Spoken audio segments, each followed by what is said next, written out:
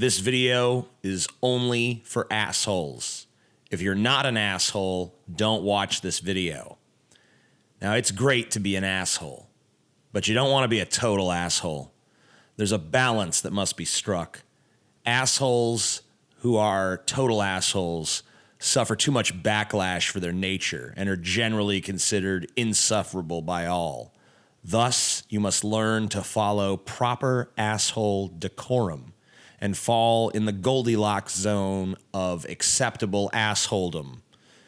You have accomplished this when people say things about you like, he's funny, but he's an asshole, or I like Dave, but he's kind of an asshole. That's the Goldilocks zone. You want people to compliment you or express fondness for you, but then immediately feel the need to point out that you're an asshole. So here are 10 rules to be a proper asshole with impeccable asshole decorum. The first rule: before you say an asshole thing to somebody, take 10 seconds to think about whether or not they deserve whatever horrible thing you're about to say to them.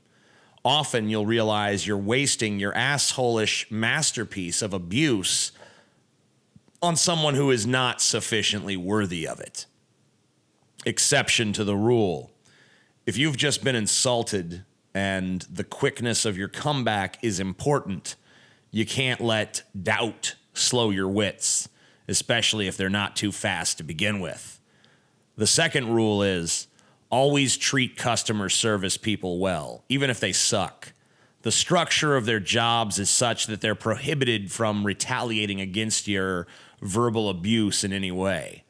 It can be tempting to view this as an opportunity to be rude with impunity, but that will reflect poorly on your character and affect the way you're perceived among your peers. It will also waste valuable time that could be spent on more rewarding pursuits as you bicker with clerks and waitstaff and so on. On the other hand, if you're always nice to customer service people, you will always be well perceived among your peers, and you will also enjoy more expedient service overall. Now let me define nice, because you don't want to be too nice. If you're downright friendly, you will invite many insipid conversations that you want no part of. You must cultivate towards yourself a feeling of neutrality.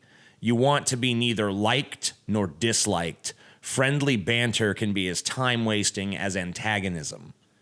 Exception to the rule: if the customer service person in question is an asshole to you, then you can hardly be expected to resist your asshole instincts and retaliation.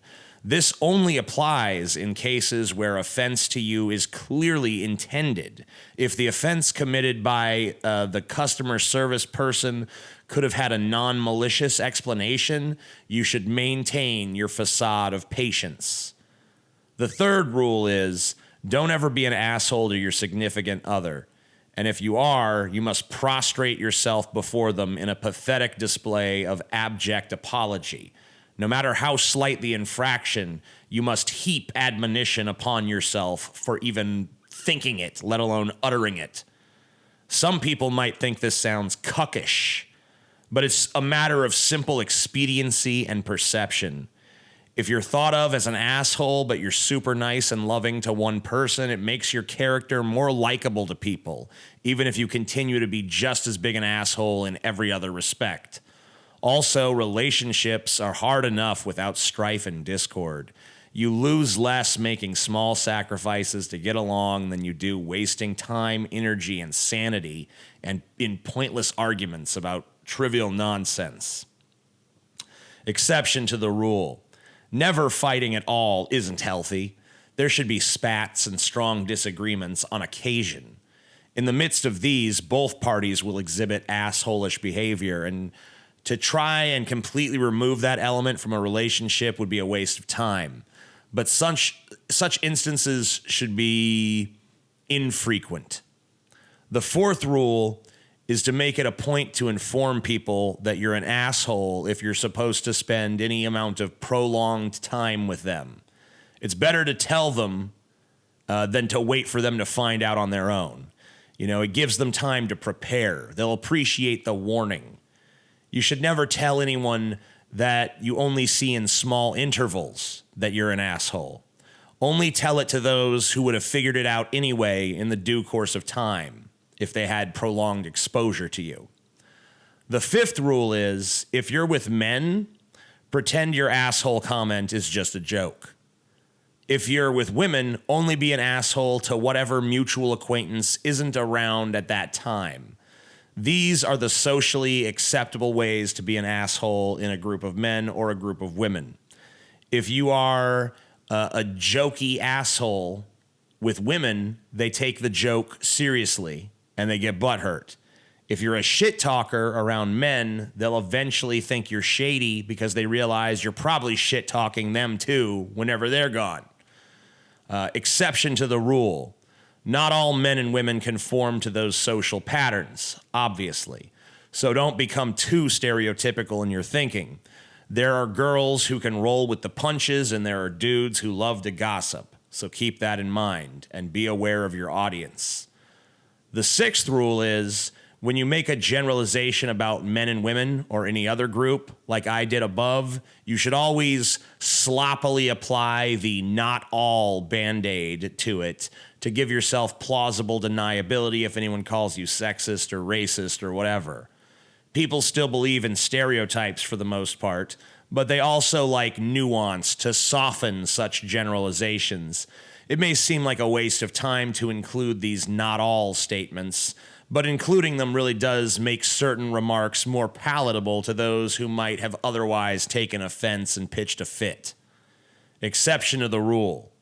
Some groups of people are so hated that there are no social repercussions involved with generalizing them, such as terrorists, violent sexual predators, and Nickelback fans. The seventh rule is to cultivate within yourself a quiet amusement at people who you disagree with. Choose to find their misguided and incorrect opinions as trifling and unworthy of comment or argument. By being a bigger asshole internally, you can actually appear as less of an asshole externally. People fundamentally want to be heard out. So if you can listen to them, they feel appreciated, even if you actually think that what they're saying is ridiculous. Exception to the rule. Sometimes it's too fun to argue with someone to possibly resist it. The eighth rule is, be randomly nice to people that you're usually an asshole towards. Not only does it confuse them delightfully, but it also lets them know that you're not entirely an asshole and that you actually are capable of being magnanimous. Even if they don't think better of you for it in the long run, it can be refreshing to share a moment of camaraderie with someone who is typically a rival. The ninth rule is, never be an asshole to someone who is beneath you. I don't mean beneath you as in they are an inferior being. I just mean that they're in some way below your position in the social hierarchy, such as a homeless person or a retarded person or a child or an elderly person who's lost their wits. A respectable asshole is an asshole to his peers and equals, not to those who are incapable of mounting a defense. There's a line between being an asshole and being a bully. Society doesn't always make that distinction, but that's why we must. Exception to the rule. It's not okay to be an asshole to the weak, but making fun of them behind their back is fine, as long as you have a receptive audience. The 10th rule is, don't be afraid to break these rules occasionally. Let's face it, you're an asshole. You're gonna break these rules sometimes, and that's all right. You're an asshole. You never want people to forget that completely.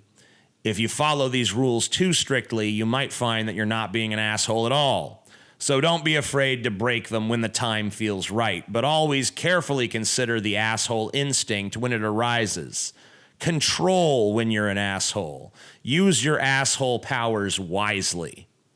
The 11th rule is subscribe to this channel and to my Deep Fat Fried podcast channel, and be sure to click the stupid little alert bells as well.